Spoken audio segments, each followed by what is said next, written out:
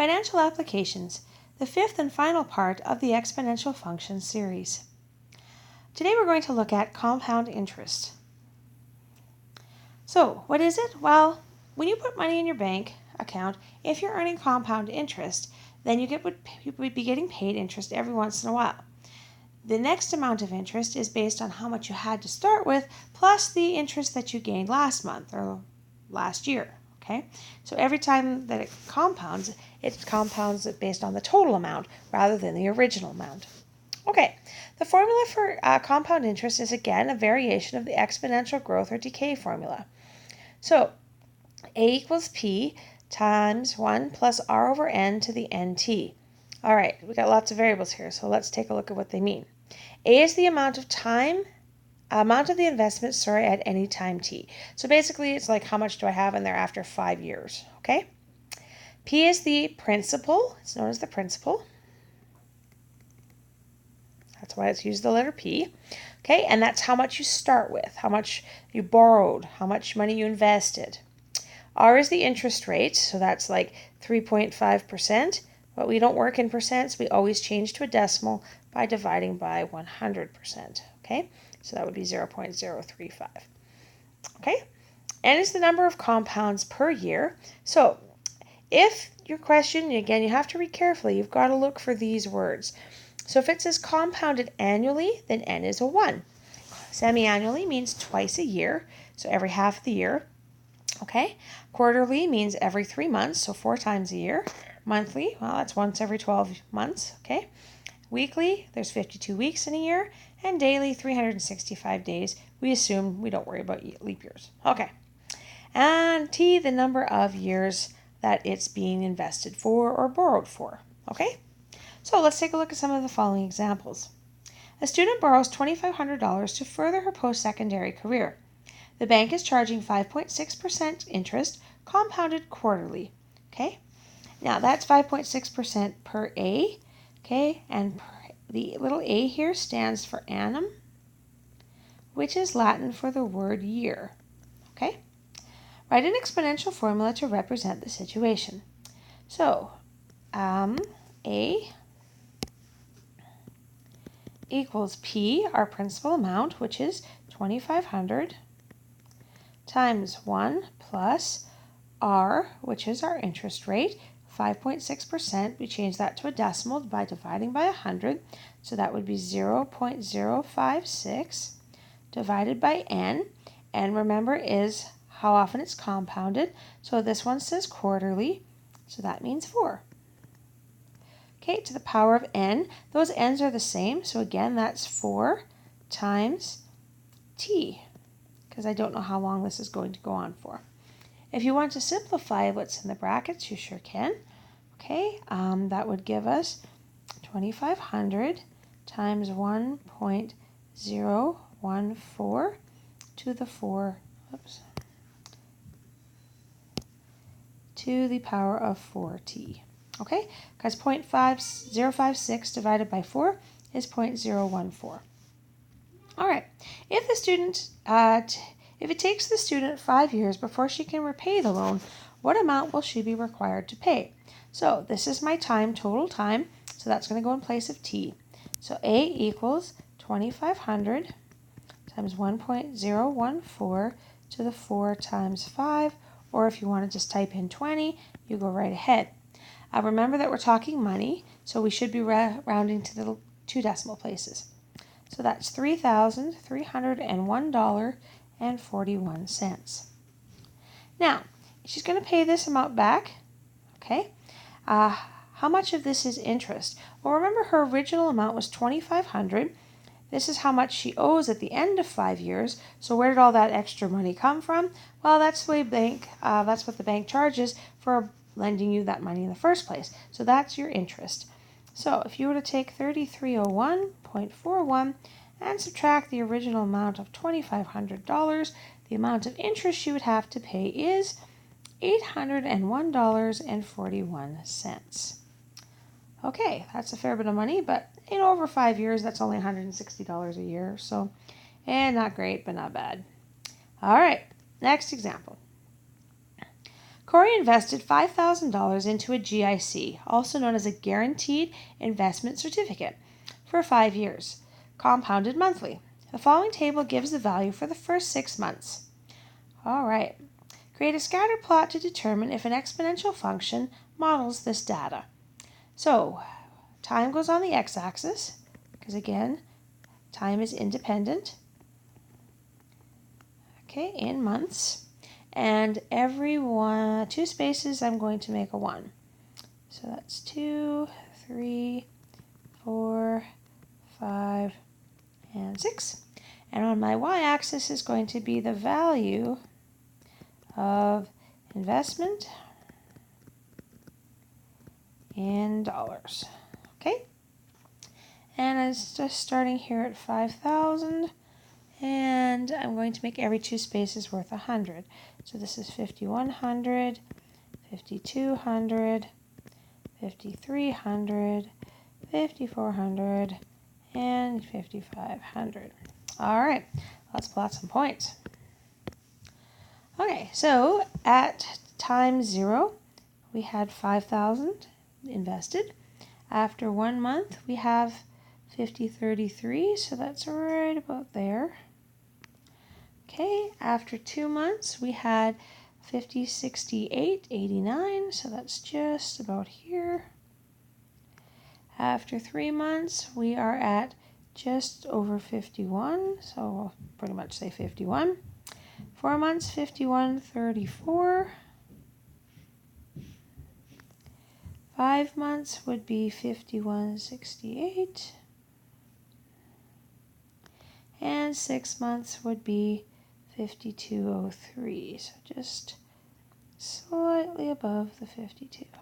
Okay, good. So it looks like it's slowly growing. Okay, determine the exponential regression equation. Round A to hundreds and B to 4 decimal places. So again, if you could take out your graphing calculators, put your time in L1 and your investment in L2, or again, if you're an Inspire person, then time would go in column A and value would go in column B. Okay?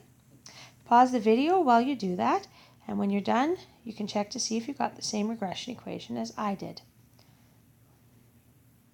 So, y equals a times b to the x.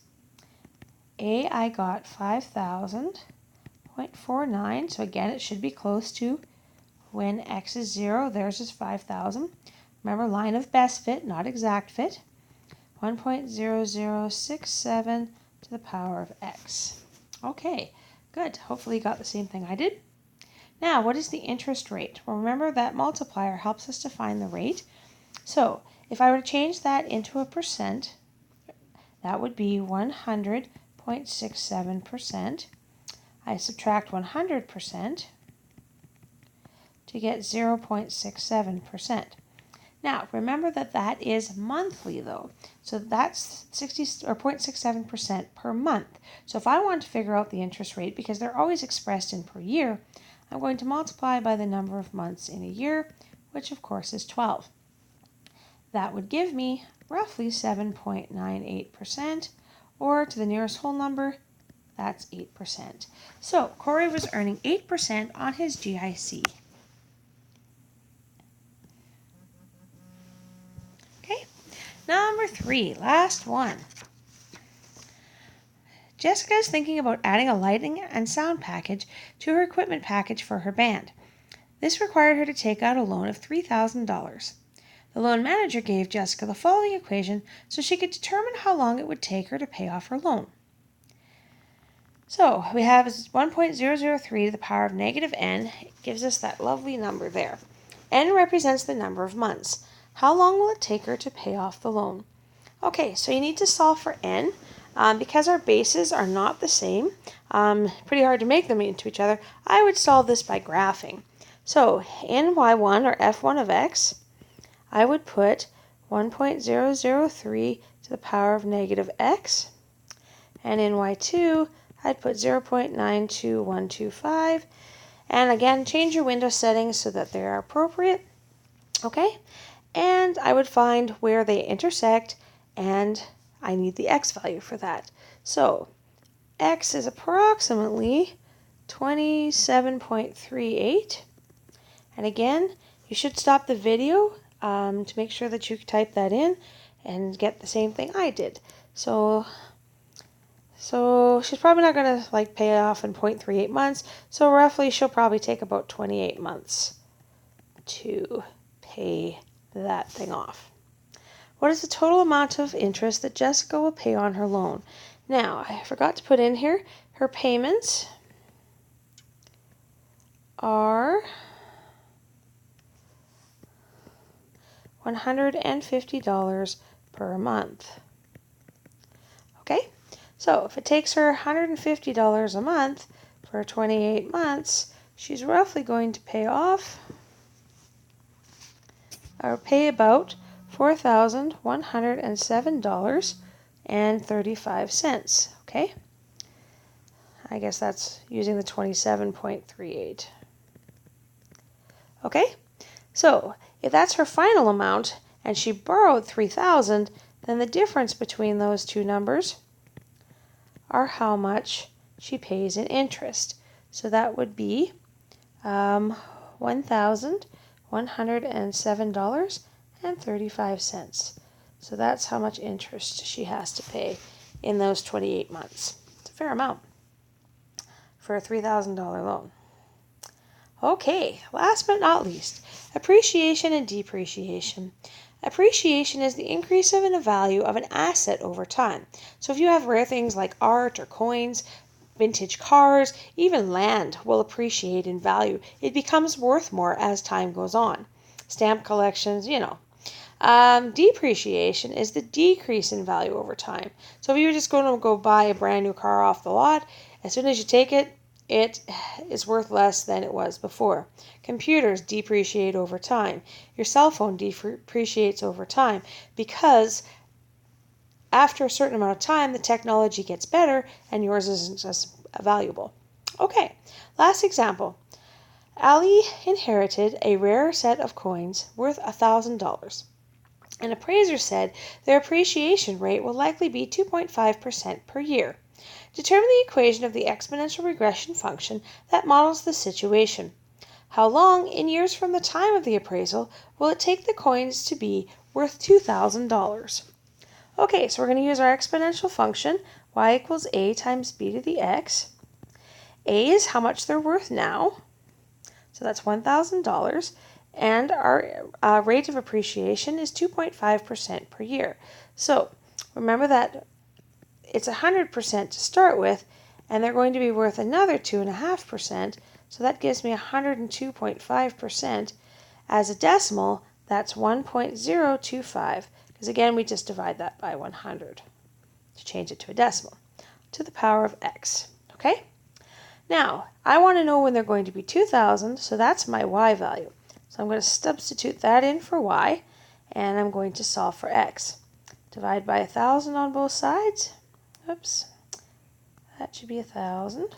Good, so then I get 2 equals 1.025 to the power of x. And again, I would solve this graphically.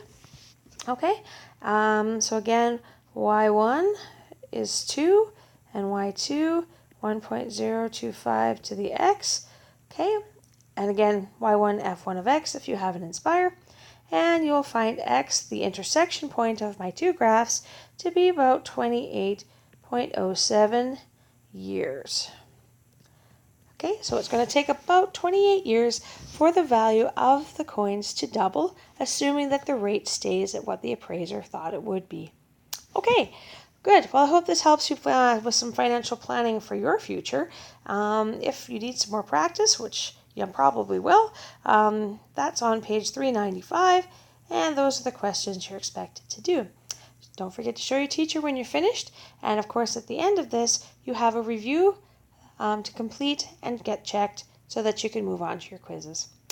Good luck!